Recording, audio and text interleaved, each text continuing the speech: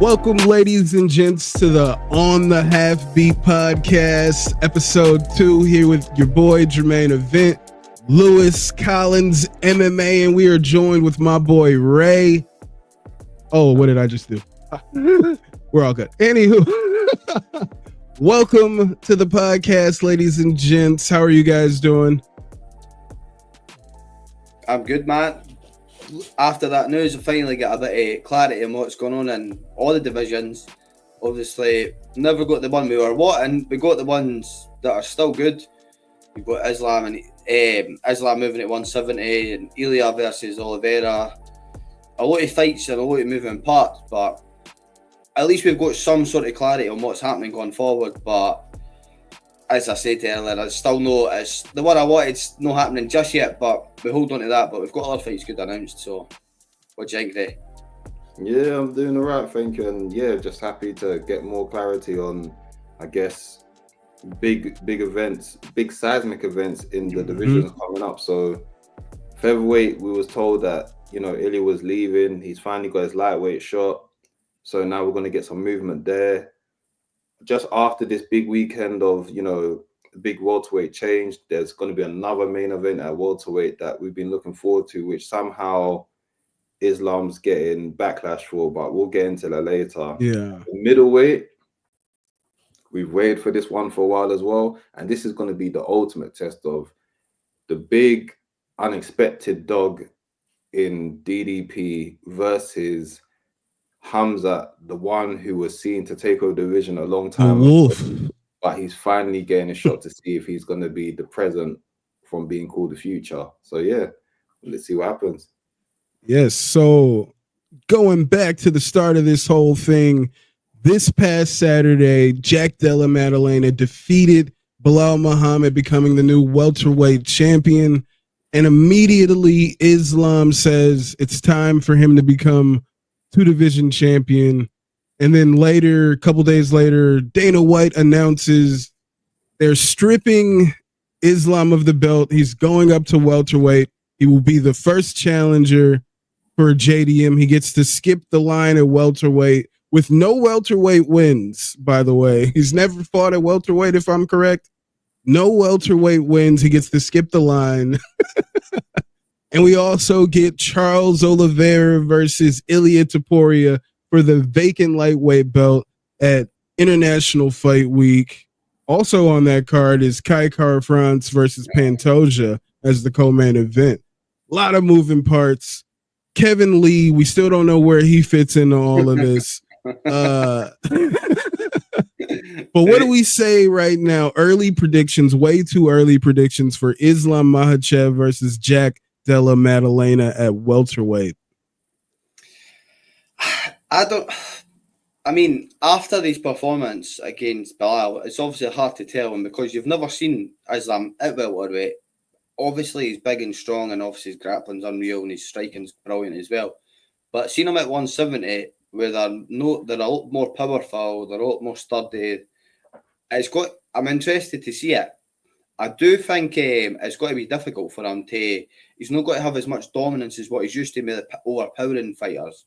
So I think a lot more of it will be more technique. I think JDM's a difficult fight for him, especially after what we've seen, and I didn't expect to see that, obviously, with the Belal fight. But I just didn't see anyone. Maybe I'll be wrong because he proved me wrong that weekend there.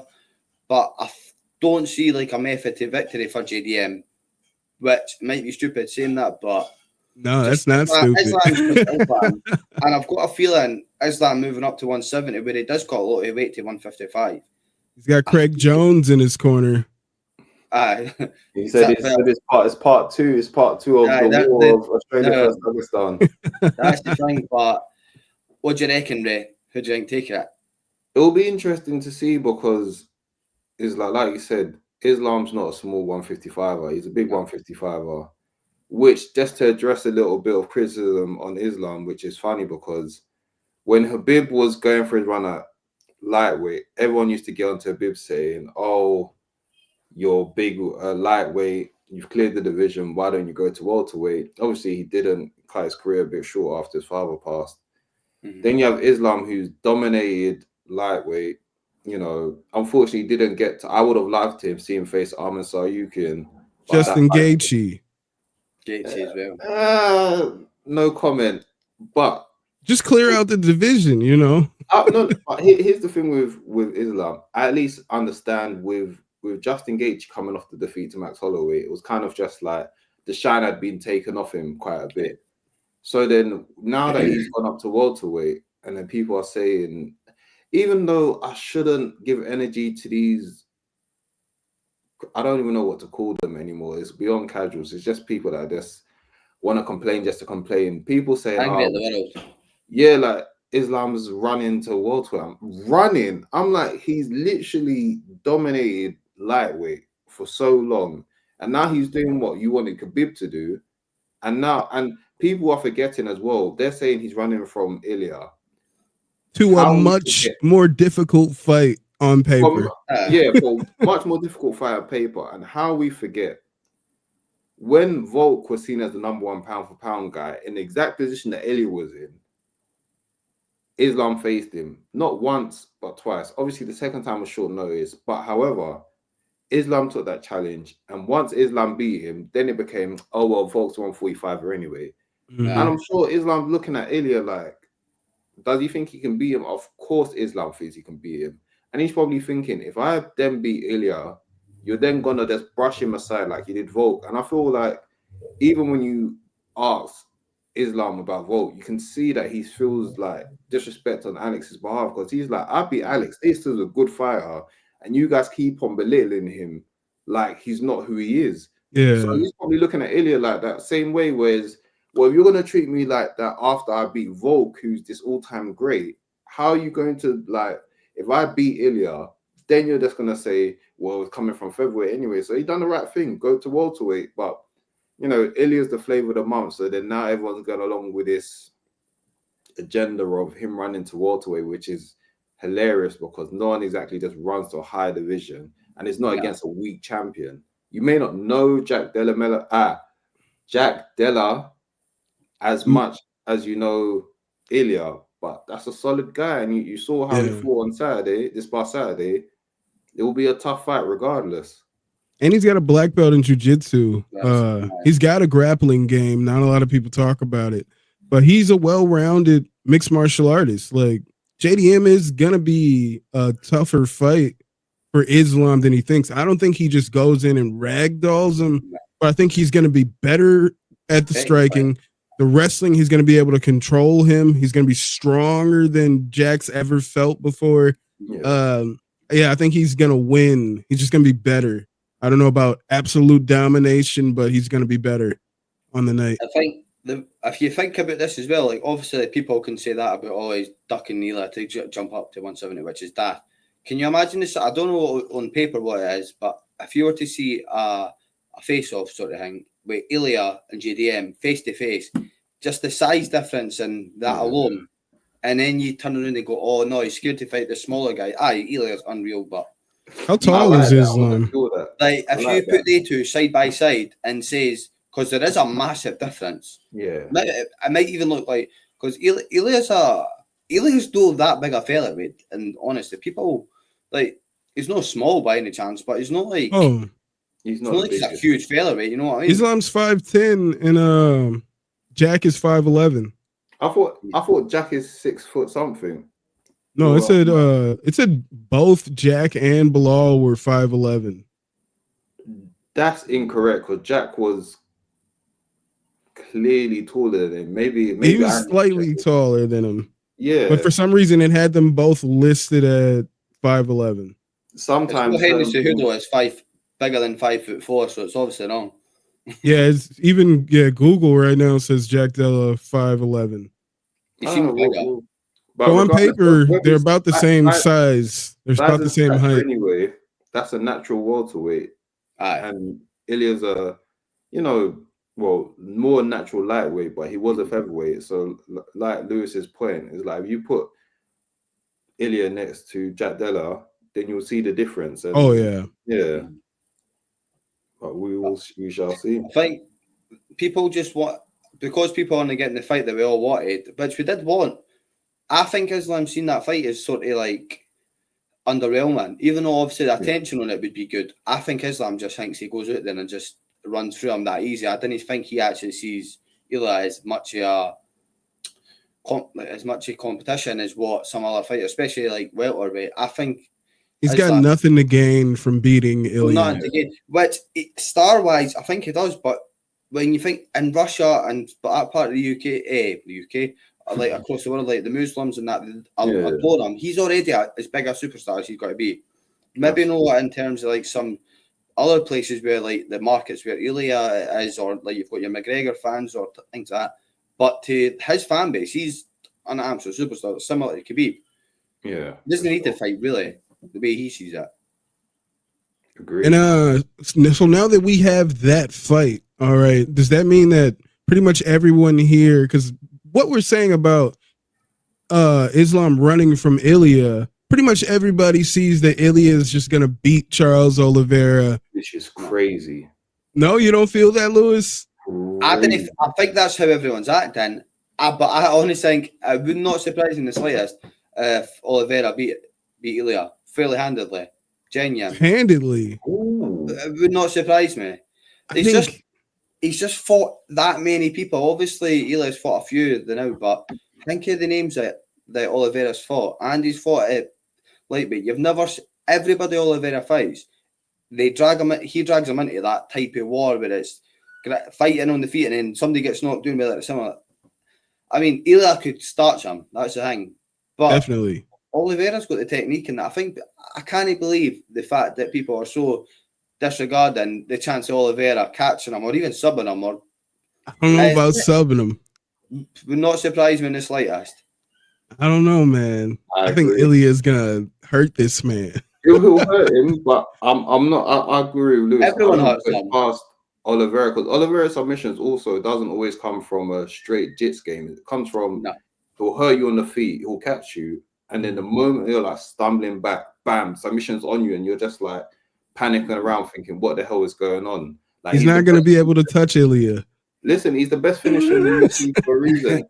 Now, what I will say is this: Charles has a tendency to get caught, which annoys me because I feel like for someone as good as he is, he engages in wars too much. However, sometimes, listen, if you got your game plan and you bring someone into deep waters like that, you never know how people react. So he could bring Ilya into that tornado that he likes, and then Ilya could see through it and just knock him out, or Ilya can get caught in that tornado. And the same way McGregor, similar trajectory. McGregor starched Aldo, came up. He was meant to face. Who was he meant to face? No, he was meant to face. Dos Anjos, that's the one. He faced Nate, and then things were going well until they weren't. Aye. And you never know. Yeah. And you never. I don't know Ilya's gas tank like that, but I don't think we've ever seen Ilya's gas tank tested like that. He's good, don't get me wrong, but he hasn't really been drowned in deep water. He hasn't faced a grappler that's done that, and that's a testament to how good he is. Because when he went 5 rounds with like Ellie or Josh Emmett, he dominated that fight. So, but Josh Emmett and Charles Oliveira are two totally different ball games. And do I think he can win against Charles? Absolutely. But the way people are going on like his foregone conclusion is crazy. What I will say is this: Ilya will be the ultimate villain if he knocks out Charles Oliveira, because that's 3 crowd favorites that he's just absolutely starched. And to this day, I still haven't rewatched Holloway versus Ilya. I can't rewatch it. It hurts me too much. I can't rewatch it. Dude, I'm a Charles guy, but I don't think he has a chance in this one at all. Like I like the two of them, to be honest, but I like Ilya, and I want someone that's got to sort of take the sport to that next level again. And I think he is definitely the best opportunity for maybe even anybody, like for all markets sort of thing. Obviously, you've got ones that will do well in certain markets. I think Ilya is the best chance we've got to get someone, as I've said earlier, not going to get a Conor McGregor sort of ever again. But the similarity is maybe different in personalities. You're never going to get someone like that. But he branches out to all the a lot of the European fans, likes everyone. and the way he's beating people too, that's a big factor. If he goes out and knocks Oliveira out, then I think he will be the number one star in the sport. I genuinely think he will. Yeah. And then who's he got to fight next? Like, it fights it, and then at lightweight, it's just fully massive names. So if he can get a wee run of fights going and beating these guys that are not only the best in the world, but they're the most noticeable names sort of thing, because lightweight's just stacked and the names are massive. But if he goes and beats Oliveira, then I think he will overtake anybody in the sport. In terms of his superstarness. I'm glad you said that, because just to piggyback off that, two things we discussed, in pre-prod about saying that the UFC doesn't go to international markets as much like they used to. I was saying back in the day when they were building up Gustafsson, I went to Sweden card, and I feel like how Ilya's not had a homecoming in Spain is criminal. No. From when he was on his ascension to, all right, the title fights weren't going to be on his home ground. That's fair enough. But for me now, if he wins this lightweight title, if they don't take it to Spain, and I know Dana has this thing against stadium shows, which is weird, but whatever. If he doesn't at least get an arena show in Spain, that is criminal. For as big of a star as the fact that he's friends with these global football superstars, he gets presented at the Real Madrid stadium and the fans are loving him. I guess there's an NFL game that's going to take place in Spain. Yeah, and he was in the advertisement for that. Like he should be. They should be doing a big Spain homecoming. But to Lewis's second point of who his next opponent is, this is where I'm getting frustrated. Yes, you don't forgive him for missing weight, but what the hell are they doing with Saryukian? Because Saryukian's turning down fights. He could have fought Gamrot. He turned it down. Is this real or it's real? He said there was no reason for him to fight Gamrot because Gamrot's number 7 and he would only fight people in the top 6. He lost to Gamrot and they gave him a chance to get that back and he said no. I don't blame him for that because I was just the number 1 contender. Why the heck? I thought he won the Gamrot fight. No, but it's like, why do you want me fighting number 7? And I was just there. And the reason I don't like the behavior of what they're giving him as well, because let's not forget, Khabib was meant to face Tony Ferguson and Khabib missed weight. Lest we forget. And it was only once he became champion that everyone forgave Khabib for all his sins. The same Can we look at that fight with hindsight and say we know what would have happened in that fight? I've always been on Khabib was gonna murder Tony. It was never a doubt in my mind Khabib was gonna murder him. But for me, it's like, give Saryukian the same grace. Like, yes, he messed up with the injury / missed weight, whatever. To give him Gamrot after that is a bit like because for me, it's like, well, who's Dan? No, Dan Hooker got taken out of his fight, didn't he? Because I'm looking at the rankings now. Charlie Olives is about to fight for the. Well, ironically, Saryukian is number 1, followed by Charlie Olives, who's about to fight. Then you got Justin Gaethje, who I think that might have to be the fight. Then I would be. Saryukian first Gaethje. But just imagine if Khabib was like, I'm not fighting Al Iaquinta. Exactly. No, but that's the Al dropped out. You get what I'm saying? Al dropped. Sorry, not Al dropped out. 2 opponents had dropped out. Whereas my memory doesn't serve me that well to remember who Khabib had to face after Holloway. It was Holloway for a second. Yeah, and then but even that was a title shot, was it not? Interim. Yeah, title. I think there was going to be whoever won that fight was taking the vacant belt off McGregor. The vacant at that point. See, so that's what I'm saying. So if Khabib can get that big of a chance, I'm sure Saryukian's probably looking at it like, why have you got me fighting number 7 then? Well, if you're turning down number 7, I guarantee your next fight's not going to be a title fight. I think Saryukian wants to get that number 1 contenders fight, but I also understand his part where it's just like, if I am ranked number 1, give me someone in the top 5. I don't think that's as criminal to ask for, especially with Gaethje right there. He said he was open to fight Ilya too. Oh, that's not happening. He's trying to jump the queue. I know what he's trying to do. That's not happening. Give him Gaethje, or at least give him Hooker then. Yeah, he said he wants the Hooker fight, which of course you want the Hooker fight. Nah, I think. So go on. I think, as you say, I think it wouldn't surprise me if they put Gaethje and Sarukian. But lightweight is that like so many people have fought each other in lightweight. That's the thing as well. Like, you're trying to, but you've got these new guns coming through, sort of thing. But I think Dana hates the fact that whether Sarukian was right or wrong to turn the down after the situation where he fell at the fight, the main event, the title. I think Dana's spiteful that way, and he's just got to be like, no, back of the queue, pal. You need to wait. And then, like, you've seen it before, like you've seen people like Kobe Covington getting title shots off, coming off like losses and one win. Yeah, but Armin's not as popular as Colby. Well, that as well, exactly. Yeah. So what's the chance? I don't know. Here's the thing with Armin, though. It's like Dana also said the same horrible things to Amanda Nunes, and now it's like you're paying her tons to come back. You cussed out Habib for the similar reason, saying, I can't believe this guy's made this match mess up again. Because how many times did that fight get made? 3 or 4 times? I think like 4. Ferguson, four times. Yeah, and then guess what?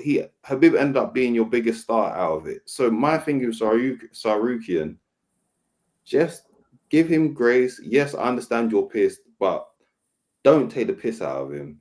I get it. Dana has this thing sometimes where he gets like personal. Yeah, and it's just makes it hard, like as if it's something on him. That's what's happening with Muhammad Makhachev. Exactly, mate. No. Makhachev. Then he get started on that because Makhachev one is slightly different because apparently I can only go off what the room was. Is that the backroom staff wasn't fans of his behavior. So it wasn't even a Dana thing. You think about this, right? So see, worst case scenario, Muhammad Makhachev starting fights backstage with people and being a nuisance and arguing with everyone and being cheeky to what. Right. But you've got people that they're trying to get to fight that of no on paper, actually by law, being arrested for battering their wives in front of their children. You've got people that have been done with bloody allegations of rape that they want to fight. Yeah. This guy's on steroids multiple times, but you've got a young guy making some dumb mistakes when he's young, going fighting in the Apex or in the young. I think Makhachev fight. I think that's what it is. Remember, I always say shitty behavior can be excused by excellent performance. And as much as the first example that you gave of that person that's like had a very questionable human being decision. John Jones is an excellent fighter. Listen, mate, I can't condone his actions, but when it comes into Octagon, what a guy. Whereas Makhachev was kind of just like, you're causing a ruckus, and then you had the spotlight on you after you and with the Manel fight. Yeah, that was going back and forth. And what he done with the photo situation, I thought that was minging. That was low. Like getting a photo with him and saying we're brothers or whatever, religion stuff like that, shaking his hand, and then that is low and that is dirty, right? But at the end of the day, like there's people done a lot worse things. Like you can have the most boringest fight in the world, but at the end of the day, if you're winning, like, and look at him now, like it's like. Why you're always got to take the path of least resistance? Why you got to risk putting on an exciting fight when you could win it easily, maybe by a boring fight? You've seen it happen so many times, and he's not a big. I think in Makhachev's head, he thought he was a bigger star than what he is, but he's a young guy. He's got the whole UK behind him. Dagestan behind him anyway as well, probably. But he's done a few stupid things, but. He's learnt his lesson. He's fought outside of the UFC. He's done a few bits and bobs. He's trying to get back. Like he's learnt his just give him his chance. Come what I mean? It's like give him his goddamn chance. Speaking of that division, I guess it was up to Jermaine when he wants to bring out, but they've got a title fight announced for that division as well. So we'll get into it. But I'll conclude with justice for Sarukian. Justice for Sarukian. Justice for Sarukian. It's kind of crazy. We'll never get that rematch now, probably. I don't mind not getting a rematch. I just want him. I just feel like he's the next best lightweight. So I want him to prove it. Until Ilya showed up. Listen, man. But in the co-main event, UFC 317, Alexandre Pantoja defends against Kai Kara-France, and he fought another Kai Asakura in his last fight, and I thought it was a mistake because I thought he should have fought Kai the first time. But what do you guys think about this matchup here? I think Pantoja just leaps and bounds above everyone, to be honest. Everyone. I think because he's obviously the smaller weight class, he doesn't get the recognition. But Pantoja's unbelievable. It really is. Like, he's so well rounded in that as well. But I just think he needs that. He's struggling for it is literally just because he's weight class. It's just no getting the recognition. If he was a higher weight division and fighting the way he fights, the things he's put, the way he's winning fights and stuff like that, and beating who he's beating, he'd be a lot bigger superstar sort of thing. No, they would call him boring. He grapples a lot. Crazy because he's far from. Yeah, well, that's the thing. But as I said, we were talking about earlier. Like, at the end of the day, like, you're winning, you're beating everybody. He's basically cleaned out the division. You know what I mean? Like, and Kai Kara-France, that's like that. Other than him, who else is there? Like, because as we've talked about, they know where to get the real champion. They know where to get the real best fighter in the world in. Nah, to be honest, I think Pantoja gives Makhachev problems and probably beats him as well, to be honest. I think he's that good. But I just didn't see... I think it's a good fight, obviously. Kai Kara-France, a good fight for him in that, but Pantoja just doesn't get the credit he deserves, I think, No, he's the best fighter in that division. My heart's with Kai Kara-France. I love the fighter, but I don't think he has a chance. I don't think too many people. I don't think Manel has a chance against Pantoja. I don't think any of these people have a chance. Makhachev. Marino is the last hope.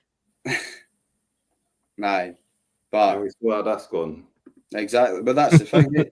I was kind of hoping. I kind of thought Pantoja might have moved up, but yeah, people want him to fight Merab. I don't think that's happening. He said no. Just to spice things up a bit. It's like if Sean O'Malley can get another title shot after getting beat pretty much every round, then maybe you should get somebody else to clean the Umar fight. Wait, is it Umar or Usman? No, Umar. Yeah. Umar. He probably saw the Umar fight and just said, "You know what? No, the guy's he is the machine. He's the machine for a reason." Yeah, he saw Umar fight and he must have said, "This guy is a tank." Absolutely. Well, just random. I didn't put this in my notes or anything, but when you brought up Usman, it was recently brought to my attention that all of Ali Abdelaziz's fighters, they're pretty much leaving PFL and coming over to the UFC. Patchy Mix was just recently announced that he's not going to renew his contract with PFL. It's probably a big chance he's coming over to the UFC, and probably Usman is probably going to come now that Islam has moved up to 155. I think everybody's coming over here pretty soon. That's the thing as well. I think because obviously, but was the thing with Patchy Mix was he like? Did he ask for his release? Did he know that bit of problem? Like, pretty much, yeah. They weren't giving him fights. Yeah. I'm seeing Patchy Mix in that with That's a nice injection into the bantamweight division. Nice. Here's the thing with Usman now. Hughes humanized him in a way that the shine's not on him like it was before. Especially with AKA was saying, like, if you think Islam's good, wait to see him. Yeah, and now kind of we're looking at Usman where it's just like, now you got to put more respect on Hughes' name because Hughes is just that good as well. But I think the Usman fight might have to. It depends how many fights he's got in PFL. Usman might have to get a more decisive win against Hughes before he gets that shine on his name again. Because Hughes done he put a good account of himself and he humanized Usman in a way that people didn't expect. So he'll be. Hughes just got the 42-second knockout this past weekend. Mate, Paul Hughes, but they've said it for a long time. Paul Hughes has been one of the most underrated fighters in the world for a few years now. just because obviously when his contract finished with, was it Cage Warriors? Yeah. Like UFC, I think UFC wanted him to go in Contender Series, or they were offering him shit money or whatever. Whereas PFL probably threw a good amount of money at him, especially after his cup. Was it? I think he fought AJ McKee in his first fight, beat him, knocked him out. I'm sure he knocked AJ McKee out in his first fight. That hurts. And then he goes and has that fight with Usman. He might have had one before or in between, but Paul Hughes is legit. You know what I mean? Like there is fighters outside the UFC that are good enough to hang with the people in the UFC.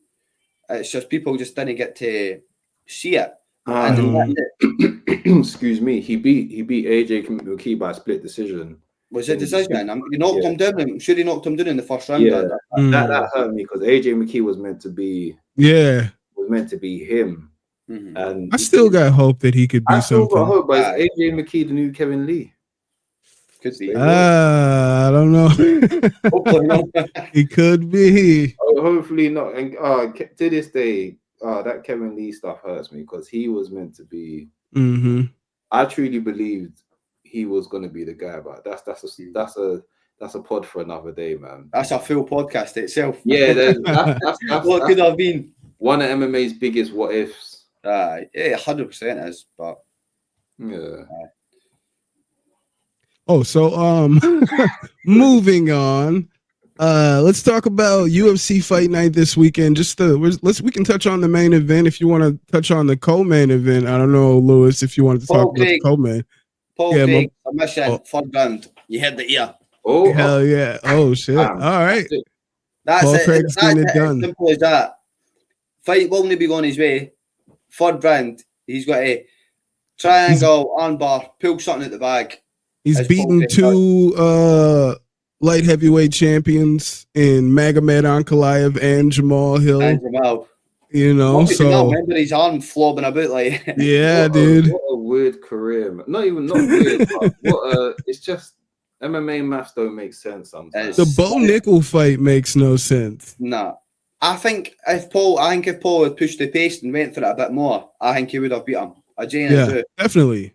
I would love for him to get that one back. The crowd chanting overrated at Bo Nickel. That's when you knew it was doomed. But so in the main event for this weekend's card is Gilbert Burns in his retirement fight against Michael Morales. I thought he could retire. I didn't even know that either. I believe it's his retirement fight. Really? Wait. Are you proclaiming this or is he proclaiming this? I'm pretty sure he made that proclamation that this is his. Something does ring a bell actually, but I mean he's kind of near like. To be fair, I think it was. When he faced Jack Della, ironically, was when I think he was like, "This is do or die." Like this Jack Della fight is like, if I can't get past Jack Della, if he couldn't get past Jack Della, I think Burns was kind of just like, then I've hit my ceiling. Mm-hmm. And obviously, he lost that fight. So, man, I don't think Gilbert Burns is the type of fighter that would just continue fighting, knowing he's not got a route back to the title or that as well. Yeah. Even though he's older, I think he's one of the fighters. He bases it around the title. It's not so much about the money for him. Obviously, it's always about the money, but I think he's one of the guys that he wants to be the best. And if he's not the best, he's like, he's not got to let himself go out getting whipped every fight. He's not got to turn into a Tony Ferguson, even though he's had a few obviously losses on his record. I don't think it's what I don't like, and I've seen the complaints quite a bit with the UFC. They don't have enough room for just fighters to have fun fights anymore. Like they don't. How they treat Jim Miller, they should be treating so many more fighters like that. Where it's just like, yo, just put them in fun fights. Why do you need to keep on leaving them as fodder? Like how they've handled, Jose. I was gonna say Jose and Dos Anjos. I think those two are fighters where they've handled them so poorly. Where it's just like, especially before Dos Anjos even said, I think after Dos Anjos lost to, I think it was Fasayev, Dos Anjos just said basically, I'm just doing fun fights. I'm not gonna be here for the belt. It's done. And then they just keep on putting him against people that he shouldn't be against. I'm just like, it's such nasty matchmaking. What are the fun fights for Dos Anjos? What are they? Should have fun fights. Jose should have had fun fights. It's like, why is Jim Miller the only one that's allowed to have fun fights? I think there should be way more people. Bobby Green is allowed to have fun fights. It looks like he's not there for the belt. It's criminal how Aldo and Dominic Cruz never fought. I have no idea why they never just made that fight. So nasty. I couldn't believe even Aldo and Garbrandt, I would have happily watched. Ooh. Just like when he was fighting bantamweight and that. It's like, mate, Garbrandt needs to chill out. that tattoo. He's gone through a midlife crisis. Mm-hmm. That still hurts me. He put in, like, newer fans will never understand. Nah, just the all-time performance he put in his title win. That was, against Cruz, beautiful. That's one of my favorite fights to go back. See, going back and watching any fights. That is probably my favorite fight to go back and watch. There's a few, obviously, but Joanna and Ray Lee. And then he lost his chin immediately after that fight, though. What happened. I think that fight just one knockout can do it. One knockout. That's what it takes. He would go in those rage modes, like when he's fighting TJ. He just needs to get it back, and then he gets knocked out. It would just but even the fight with Dominic Cruz, anytime he would get clipped, he does that. It just gets down him, but it just never like that big overhand right or whatever. It just Dom Cruz wasn't the guy to take advantage of it. Nah, exactly right. Someone with crazy power that can stand in the pocket with him, but you're taking the risk because even when he fought TJ, the first time he dropped him, he would up. He dropped TJ on the buzzer. Right on the buzzer. TJ was all over the place. He could have went and got it. That just shows you when you're taking the type of risk. But TJ's got mad power as well, or he did. So it was one of them, like, and the anger of the two of them just hating each other, like. I miss the days. I miss the type of fights. You didn't get them as much anymore. Yeah. TJ was on the juice, you know what I'm saying? TJ's always been on the juice. Hits like a truck on the juice. But so I just Googled it and I couldn't really find too much other than fans saying that Gilbert Burns should retire. But I mean, he probably will after this fight. Yeah, he'll probably get dominated and retire. Michael Morales is an animal. Yeah, just fight out his contract. What's he's got left on his contract, you know? That I'm not sure, but I'm not sure. Let me fight out his contract, but I'm hoping more fighters need to start taking a stand on, like, if I'm fighting out my contract and I'm not going for a title, give me fun fights. Like, I'm all for fighters that's turning down. Like, I'm not facing young up and comers no more. No, give me an old point in your career. I think you deserve to have that type. Like. Let the older fighter. Yeah, he's on a 3-fight losing streak. I think it might be it. His last 2 wins are Jorge Masvidal and Neil Magny. Wow. Those are the fights he should be fighting. I guess. Yeah. Why don't they both retire?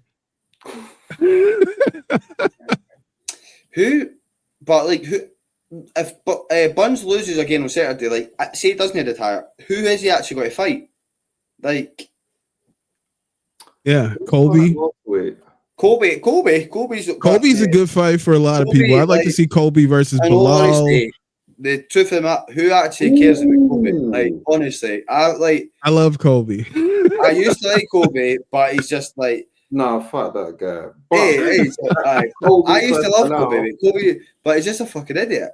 Like, he's just an idiot. Like, imagine like, I get the persona in that, right, and it was funny to start with a bit, but the fact that if somebody punches you, whether it's from behind or not, and you're a professional fighter, you you phone the police and you sit and you press charges on that person instead of getting them and going and doing something back.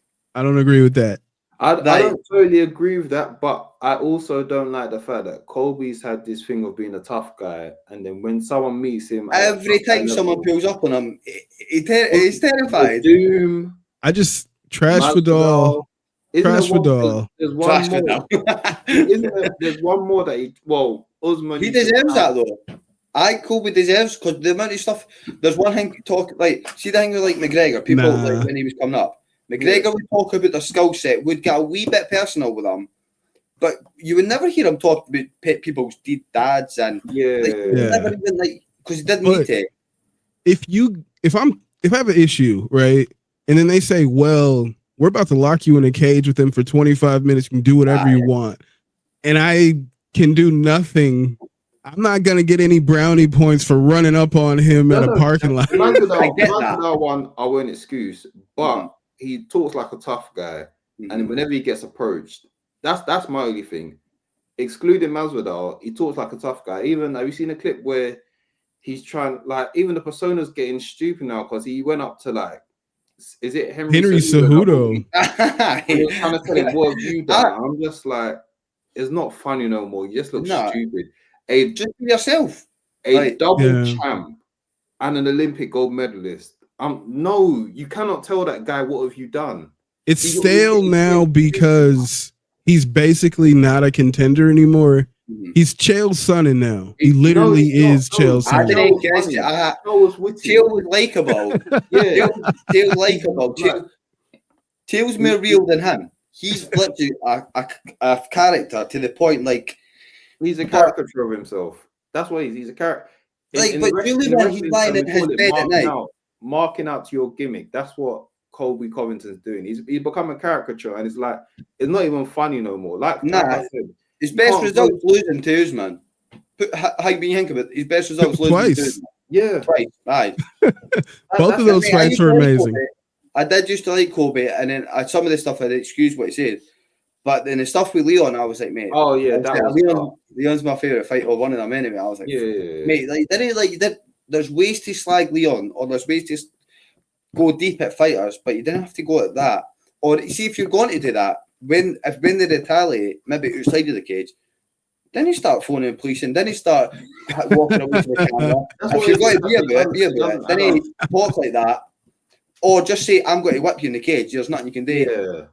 Then they start bringing up people's dead family members and being racist. And I think in London we call that being a selective bad boy. It's like, I think as well, he's getting desperate now for attention. So I think he's only got to get worse. Like, have you noticed too? I think it's hilarious the fact that Donald Trump this, Donald Trump that.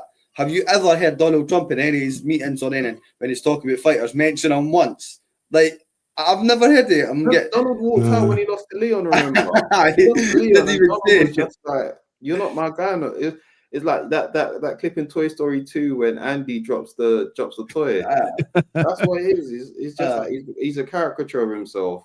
And it's like, I can't tell whether he's trying to convince us or himself he is who he says he is. And like I said, it just summed it up when he started cussing Pseudo, saying, what have you done? And I was just like, you must be a broken, like, tape, because say what you want about Cejudo, that is triple champ status. That's triple C for a reason. He earned that. The same way Kurt Angle earned people saying you suck is the same way Triple C earned the King of Cringe, because he actually got those accomplishments. Like, man, fuck Colby anyway. Fuck Colby. Mate, the thing, you know what is with Colby as well, right? He's to the point, it's like all scripted. See, when he's in a situation where he's like having like a debate, like basically arguing with fighters or arguing with people, he doesn't know what to say, like off the cuff. So that's why he starts going so personal, because he's no legit somebody that on a night out or when he's with his friends would take the piss out of other people, because he's not like that, and he's not got that wittiness about him. So he starts saying desperate stuff, which turns out to be, which I think sometimes you'll probably sit in his head like, I shouldn't have said that, that was too far. Yeah. But I had to double down on it, and then he just looks like a bigger prick. This is why I say don't give him the Chael Sonnen comparison, because Chael Sonnen, to this day, pound for pound, #1 trash talker ever in MMA. And best fighter ever. It's not debatable. Chael is feeding him these lines. Colby's not thinking this up. No, I don't believe it, because Chael was so good. People don't realize Chael was so good. He doesn't swear. Do you know how good of a trash talker you have to be that you're that good and you don't even swear, you don't even use foul language? That's how good Chael was. I believe that Chael writes his bars. I think Chael writes his bars, but Colby fumbles the lines. He can't deliver them correctly. He'll not make a good actor anyway. He'll not make a good actor. He's a terrible actor. There's no way. If Chael wrote for Colby, Chael must have stopped writing his lines a long time ago and given up, because there's no way Cho writes all the stuff. Like Cho's probably looking at him, shaking his head like, "I didn't teach you this. What are you doing?" Being Dude, Monday morning. After the Buckley fight, Chael was online talking about great fight for Colby with no camp. He was just talking about how great Colby looked in there. Chael just makes things up as it goes along, the way. Listen, man, first Trump, now Chael's given up on Colby. To be honest, I didn't think Trump was ever that bothered about Colby. No, Trump just used him. It was like free publicity, so it's like I might as well just, let the guy say my name and flash. Yeah, and then when he started losing, Trump was just like, all right, cool. Well, this is their good look. They better fighters like me, so let me just go to them. But we digress. Fuck Colby. Fuck Colby. And so let's talk about the announcement. Some of the announcements. We'll start with one that was not announced the other day, but I messaged Lewis the other day when it was announced. Robert Whittaker is going to main event against Renier de Ridder in Abu Dhabi, July 26th. What are you guys' early predictions on this fight? Let's go with you, Lewis. Let's go, Lewis.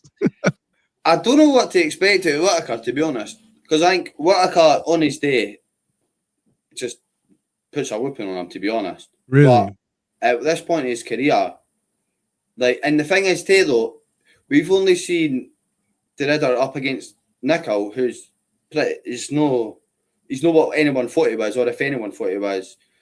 So it's a massive jump in competition. It's a massive, no matter what stage of your career Whittaker's at. When you compare the people they fought, it's uncomparable. But that's what a lot of fighters need to get to that point, to take them to that level. I think it all depends on what Robert Whittaker turns up, and if he's still got it, because the last fight he never really got a chance to do anything, but it all comes down to it's a hard one to tell because as I say, I think it is all just all about how Whittaker turns up. If Whittaker turns up, I think Whittaker takes it, but if it doesn't, I think he will have a hard long night anyway. But I just didn't see Robert Whittaker losing to him, but it's these fights where you see people coming, shining through a bit, where you see how good they maybe actually are. What do you say, Ray? I think, it's just a matter of how much juice is still left to squeeze out of the Whittaker fruit. Pause. I don't know if that came out right, but yeah. But I feel like it's a case of, I know he traveled to New Zealand to train with City Kickboxing, so that kind of like revitalized him, he said. But what a long career he's had, and people forget he was on like tough smashes. Remember that was UK versus Australia. That was like a long time ago. Like I had people that I trained with at my gym that was on that show, and that was like the older generation to me. And I started around the 2010 time, so you gotta think how long Whittaker's been doing this and whether his body can uphold. And to be fair, I also feel like we was just talking about fighters having fun fights. Maybe Whittaker sees this as do you know what? Let me just do a fun side mission, because he was the one championship double champ as well. So maybe Whittaker the UFC. That's the thing. Yeah, exactly. So maybe Whittaker. You didn't really know it until you know. Yeah, exactly. Yeah. So maybe that's Whittaker's thing of like, let me see how I do against the one championship guy. And it's almost like a medal mentally for him to say, well, if I can beat him, then I still got it. Even though it's him and Izzy, it might be near the end of the road. But if it is, then let's just enjoy the fights for what they are. I think it might be the end of the road for these guys. And RDR is a veteran. He's probably on the latter ends of his prime. I think he's leaving. He's out of his prime already. You know what I'm saying? But he hasn't got as much mileage on him, though, does he? No. I would say, though, that he dominated Bo as he should, right? Yeah.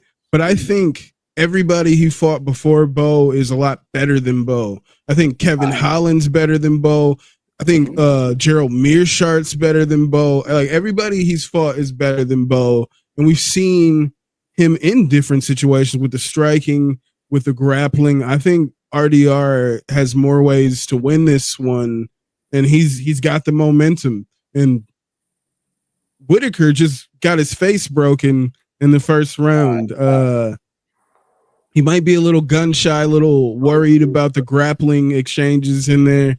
I think RDR is gonna dominate this fight. Has he got? Do you think he's got new teeth, or he's just got like the false, like, you know, some people have the false teeth when you can just take out. Take them out. He'd maybe get what? I don't know. I'd imagine you probably, if you've got that money, you can get that type of stuff done. You're just no, but the only thing is, apparently, for a lot of fighters, is like they'd advise certain cosmetic things shouldn't be done until your career's over. Yeah, because I think Poirier was saying the same thing with his nose, where it's like he can't get, even though ironically after the Islam fight, I think he did have to get it fixed, but he was saying apparently he can't get it completely fixed because he's still fighting, because they're just like, if you break it again, there's no point doing the complete thing. So it's almost like he had a partial surgery just to help him breathe better for now, but it's not the complete fix. So I don't know if with Robert Whittaker it's a case of have false teeth in for now, and then when he's finally done, I don't know, maybe get some veneers or something. Who knows? Yeah. So after this fight here, right, I'm terrible at assessing Whittaker because I picked Whittaker to lose to Ikram. I picked Whittaker to beat Khamzat, and I picked Whittaker to beat DDP. So I'm terrible at assessing Whittaker, but the winner of this fight between Whittaker and RDR could face the winner of the newly announced Dricus Du Plessis defending his belt against Khamzat Chimaev. And it was just announced that Nasruddin Imavov will be the official backup fighter for that fight in Chicago. What are our early predictions for DDP versus Boards? There's an early finish. It's going to be on Boards. Yeah. And we've seen in the past, even though it's at welterweight, when Khamzat gets tired, it can be scary for him. If Khamzat gets tired against DDP, it's going to be a long night, because that guy is like a boulder rolling down a hill. Once he starts getting going, it's hard to stop.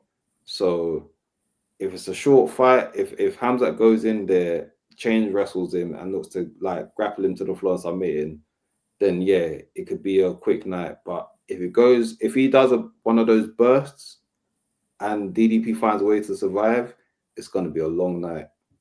I think that as well. With Khamzat, it's because there's so many unknowns with him, because he's just all his fights. The only fight he's go the distance. The two he's had that's went the distance. You've seen him fading a bit, but I just think if the way he runs through people and that, and it obviously it's if he's healthy, but all this stuff, is he healthy, is he not healthy, will the fight happen? I think a healthy Khamzat is similar to McGregor in the day, obviously different because he's a striker and wrestler, but he puts so much into the first and second round. He's no built to go that long, because everything's so go for the first bell. It's like as soon as the first bell goes, he's coming in, he's waiting a bit, and then go boom, shooting a takedown, and he's got to literally try to finish you there and then. I think it's one of the fights there though, but DDP's got a hard style for stuff like that, because he's never got to quit on himself. That's the thing with DDP. If he gets taken down, I just can't see someday, even at something like Khamzat, holding DDP down. It's just so big, strong, powerful. It's just a hard thing for anyone to sort of do, But if anyone can do it, it's Khamzat. And I think if anyone can come in like a big bull and maybe bully Khamzat a bit, it would be DDP. So I think it's a 50-50 fight, honestly. I don't think it's Khamzat's this and that, and Khamzat may be better, if not what we all think. Like, we all know he's good, but you hear these stories that he's better than what we see, because you're not really getting a chance to see his full game, because anytime he gets to the first round or whatever, he's getting tired, so he's not fighting to the best of his ability. But it's one of them. I think, as you said, Ray, I think either early finish for Khamzat or DD. I don't think he'll go the distance. I think if DDP's got to put it on him and Khamzat's getting tired, I think DDP's got that killer instinct. He'll get him out there. I don't think it can go the distance because either Khamzat has to finish early. Like, if it goes past the second round, Khamzat will get finished by DDP. He's too, He's got too much in his bag with the striking, with the question mark kicks. His striking's beautiful to me. I thought it looked crazy before, but after the last fight with Strickland, I was like amazed. I was blown away by DDP. He mixes it so beautifully, and if he wants to grapple, he can grapple. I don't think it's going to be that easy for Khamzat just to ragdoll this guy particularly, man. I'm not sure. I have to pick Khamzat because that's my boy, but this fight is definitely 50-50. And, man, part of me. Do you think Khamzat's going to try and test out DDP's strength before he goes full steam? Or do you think Khamzat's just like... Nah, Khamzat's coming straight, take them. That's fair. I think that's where it works for DDP. I need to see the first face-off to see the size difference, because I think that will give us the real indication. DDP will be bigger. Yeah, DDP's bigger. Got to be.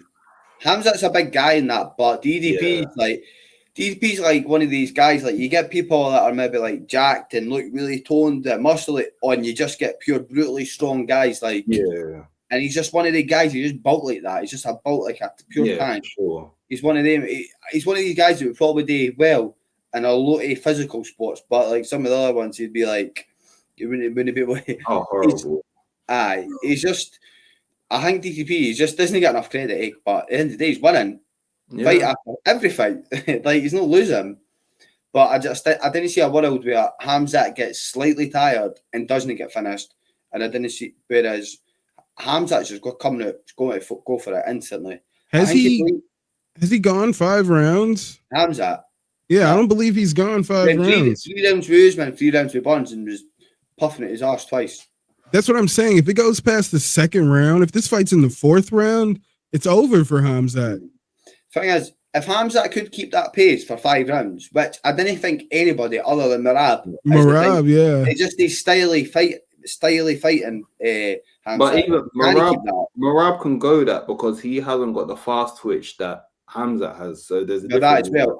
Yeah, their game is different. So Merab can go 5 rounds like that because he's not got that explosiveness. Yeah, the explosiveness is not draining him. Whereas Khamzat is like, you're actually depending on explosiveness. So Khamzat treats it like it's a real fight. Like he's like, I'm just going to get that. I'm not coming out. I'm not going to try to get a feeling out. Khamzat's coming out. It's like, honestly, it's like Khamzat's got something to be every fight. He's like, I'm getting this done. I'm getting out here. I'm making my money. I'm on to the next. But that's what it should be. That is right, but that's why people are drawn to him because of that. And obviously, Khamzat, I used to like Khamzat and that, and then I watched these series with the block asset with him and Darren Till, and after that, mate, the guy, I love him. Is like, see his work ethic and that, and like just seeing what it's like. And there was a scene in it where it's like, I think it's like 2 o'clock in the morning, and then his coaches are coming out, everyone else is in bed. Khamzat gets his coach up, and his coach is talking. He's like, this is his 5th training session of the day. He's sleeping, he's woke up, he's got too much energy, so we're having to do the pads and that. And then it's honestly, it's like starting out a Rocky film. You see him and he's sitting in the pads, and it's got the music in the background and that, and it's like 2 o'clock in the morning, and he can't sleep. He's woke up and he's like, I want to train again. But his coach is saying that he's like, this is the problem sometimes with Khamzat, because he wants to train too much, so he runs himself into the ground a bit, but he gets depressed when he doesn't train. That's why he's only got 14 pro fights. Running himself into the ground. Because obviously, that's why, like, if this coach is talking about that, and he's like, he just wants to train all the time, and he wants to train, recover for a few hours, and he train, like, but sometimes you need that rest period, or your body, that's probably a fair reason why his body is breaking down a lot. Yeah. And all the steroids. I mean, I'm not saying... You got that, He's a big dude, you know what I'm saying? I think most fighters are on steroids. They're on something. My name on that, but yeah. The Nick Diaz. Yeah. All these motherfuckers are on steroids. 100% on steroids. That's what Jack's coach was saying.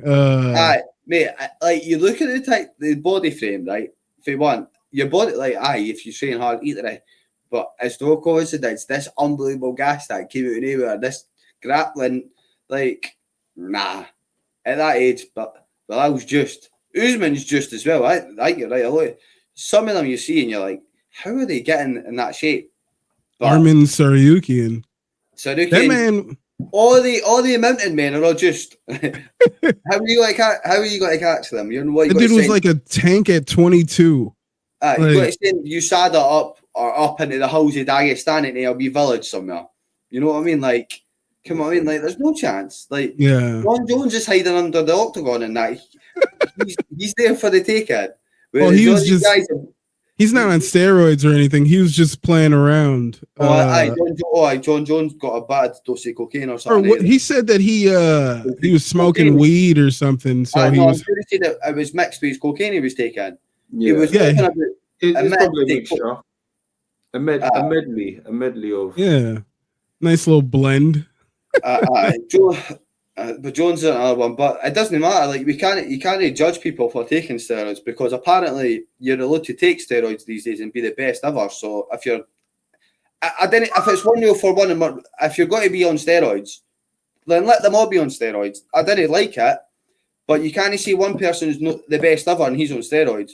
But one up, TJ Dillashaw. I think they need to update what's banned and what's not banned. I do believe, because not all PDs are the same. Some, from what I've been told, are more for helping with recovery than anything. So, but that's a whole conversation for another show for a scientist to come in and we'll get some biologist in. Exactly. We'll break down the picograms. Yeah, please. More plates, more dates, guy. Please come on. Indeed. We'll get the scientist jackets on. Look proper. Indeed. But I think that's all we got for today, ladies and gents. Is there any shout outs you guys wanted to? Any happy trails? Shout out to John Jones' doctor for all the years. And also for his swimming lessons as well for ducking Tom Aspinall for all this long. Oh, yeah. Ducking Tom Aspinall out here sitting on the back of some dude's bike in Thailand, holding on to his hair. What was it Tony used to say? Defend or vacate? Yeah, defend or vacate. That's what he used to say. Not basketball related, but I would like to say pretty much early happy trails to Giannis Antetokounmpo. He's saying he wants to leave my Milwaukee Bucks. I guess David Goggins didn't help Damian Lillard out like I thought he was at the beginning of the season. And we're going to lose the greatest thing that ever happened to the city. So happy trails to Giannis Antetokounmpo. And we'll see you in San Antonio probably. But yeah. I have no idea what that means, but I agree with you. As an NBA casual, it'll be interesting to see him and Wemby, but we shall see. We shall see. But thank you guys for being here for the On the Half Beat podcast, episode 2. Thank you, Lewis. Thank you, Ray. We will see you guys next week.